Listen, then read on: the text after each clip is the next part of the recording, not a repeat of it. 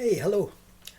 You like my new little necklace I made? Homemade DIY, do-it-yourself necklace. I'm going to give a little demonstration here using one of my polypropylene tonfas. Excuse me. And the cold steel Koga SD1 polypropylene. I think it's a Koga. It's cold steel Koga. Okay, watch this.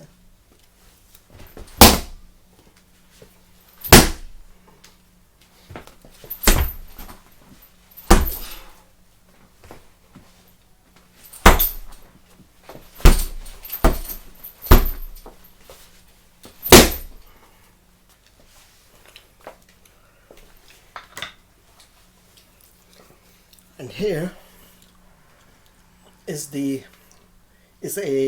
polypropylene baton. Excuse I don't have much space here because I don't have some room to hold a hanging punch bag up, but watch this.